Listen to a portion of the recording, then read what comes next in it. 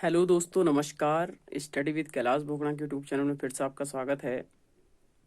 दोस्तों, कुछ महत्वपूर्ण एमसीक्यूज के साथ आपके साथ आज उपस्थित हूँ, जो भारतीय पॉलिटिक्स से कुछ क्वेश्चन हैं, जो भारतीय राज व्यवस्था है और भारत का संवैधानिक इतिहास से संबंधित कुछ इम्पोर्टेंट एमसीक्यूज आपके सामने लाया हूँ। तो पहला क्वेश्चन है कि बी.आर. अम्बेडकर और महात्मा गांधी के मध्य सन 1932 में हस्तांतरित पूना समझौता में प्रावधान क्या था? तो वो प्रावधान था हरिजनों के लिए आरक्षण सहित संयुक्त निर्वाचन क्षेत्र का। दूसरा क्वेश्चन एक मिलान का है। सूरत का विभाजन कब हुआ? तो आप सबको पता है 1907 में हुआ। सांप्रदायिक अनिर्णय अधिनिर्णय कब हुआ? तो वो हुआ है 1932 में। सर्वदलीय सम्मेलन कब हुआ है? तो हुआ 1928 में। पूर्ण स्वराज्य की स्थापना कब हुई? तो 1929 में। तो इसका ऑप्शन 4, 3, 2, 1 हो जाएगा। ठीक है। निम्नलिखित में से किस अधिनियम द्वारा भारत के गवर्नर जनरल को अध्यादेश जारी करने की शक्ति प्रदान की गई है? बहुत इंपॉर्टेंट क्वेश्चन है। तो भारत परिषद अधिनियम 1861, गवर्नर जनरल को अध्यादेश जारी करने की जो शक्ति प्राप्त हुई 1861 के अधिनियम में प्राप्त हुई। निम्नलिखित में से किस अधिनियम द्वारा भारत के गवर्नर जनरल, ये हो गया। उसके बाद एक फिर मिलान वाला क्वेश्चन है कि अगस्त घोषणा कब की गई? तो अगस्त घोषणा की गई है वो लॉर्ड मॉन्टेग्यू द्वारा की गई है। 1 अगस्त घोषणा है जो लॉर्ड मॉन्टेग्यू ने की है। 1 अगस्त प्रस्ताव है जो लिथुगो द्वारा की गई है। लॉर्ड लिथुगो ने अगस्त प्रस्ताव, घोषणा मॉन्टेग्यू ने की है।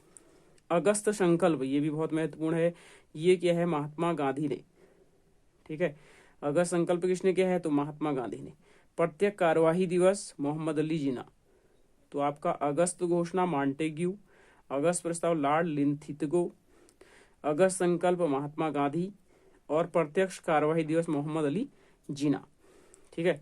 रेगुलेटिंग एक्ट का पारित हुआ तो 1773। रेगुलेटिंग एक्ट का प्रस्तुत हुआ तो 1773 में। भारत के गवर्नर जनरल को किस एक्ट के द्वारा अपनी समिति के निर्णय को अस्वीकार करने का अधिकार मिला? वो मिला 1786 का अमेंडमेंट एक्ट। भारत के गवर्नर जनरल को किस एक्ट के द्वारा अपनी समिति के निर्णय को अस्वीकार करने का अधिकार मिला? तो 1786 का अमेंडमेंट एक्ट। महारानी विक्टोरिया को भारत की सामग्री नियुक्ति किया गया 1858 में। जब 1857 की क्रांति हुई तो भारतीयों ने इसका विरोध किया, अंग्रेजी कंपनी का। तो वहां पर एक अधिनियम लाया गया जिसमें महारानी विक्टोरिया को भारत की सामग्री घोषित किया 1858 में। उसके बाद आता है कि सामग्री विक्टोरिया ने 1858 की घोषणा में भारतीयों को बहुत सी चीजें दी जाने का आश्वासन दिया। निम्नलिखित में से कौन सा ब्रिटिश शासन ने पूरा किया? तो वो पूरा किया देशी रजवाड़ों की यथास्थिति बनाए रखी जाएगी। ये 1858 के अधिनियम में महारानी विक्टोरिया ने किया।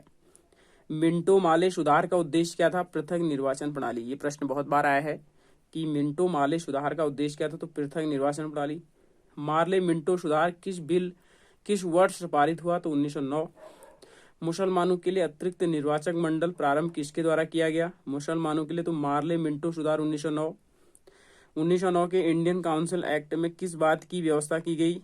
तो सांप्रदायिक प्रतिनिधित्व की व्यवस्था की गई। 1909 के इंडियन काउंसिल एक्ट में किस बात की व्यवस्था की गई? तो सांप्रदायिक प्रतिनिधित्व की। मॉन्टेस्क्यू चैम्प्सबरो सुधार का सार क्या था? तो प्रांतों में दोहरा शासन, जो 1919 में आया है। तो प्रांतों में दोहरा शासन, लेकिन केंद्र में जो दोहरा शासन था 1935 के अधिनियम में लागू हुआ। 1946 का कैबिनेट मिशन 3 मंत्रियों से गठित था। निम्नलिखित में से कौन सा इसका सदस्य नहीं था? तो लॉर्ड पैथिक लॉरेंस था, A.B. अलेक्जेंडर था, सर स्टीवर्ट क्रिप्स था, लेकिन एमरी नहीं था। कैबिनेट मिशन योजना के विषय में कौन सा सही नहीं है? ये नहीं वाले पर जरा जरूर फोकस करना। तो प्रांतीय समूहीकरण था। ठीक है। दूसरा भारतीय सदस्यों वाला अंतरिम मंत्रिमंडल था और संविधान निर्माण के, लेकिन ये नहीं था। पाकिस्तान की स्वीकृत कैबिनेट मिशन ने नहीं दी। ठीक है, इस पे जरा फोकस करना है। उसका भारत का संविधान लागू होने तक स्वतंत्रता के पश्चात इसका शासन किसके अंतर्गत चला गया? भारत की संविधान लागू होने तक स्वतंत्रता के पश्चात इसका शासन किसके अंतर्गत चला गया? तो 1935 के भारत शासन अधिनियम के अनुसार। भारत को वर्ष 1947 में सार्वभौम सत्ता सौंपने की योजना निम्नलिखित में से किस नाम से जानी जाएगी?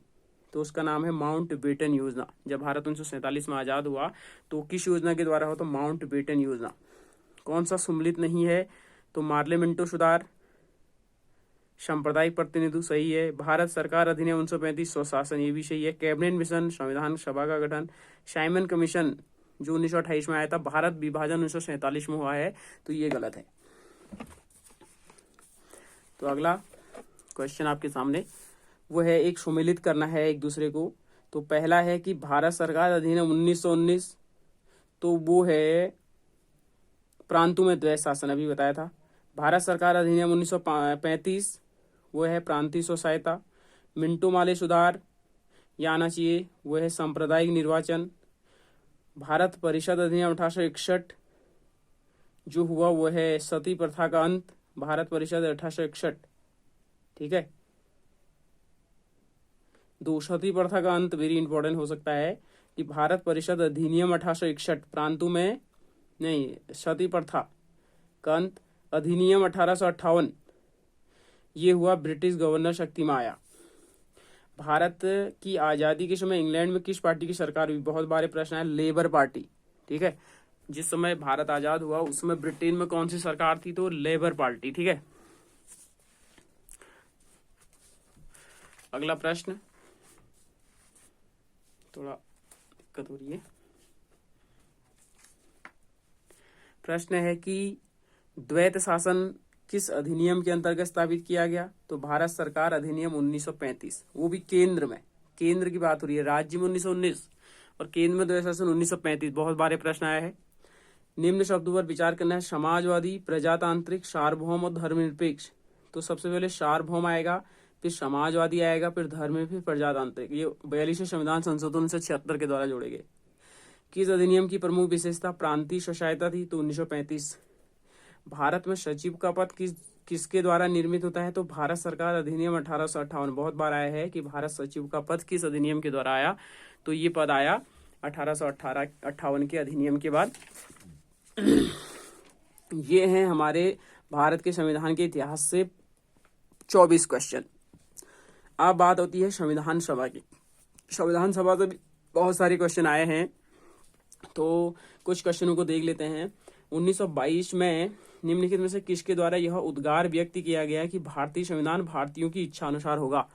तो ये कहा गया महात्मा गांधी द्वारा,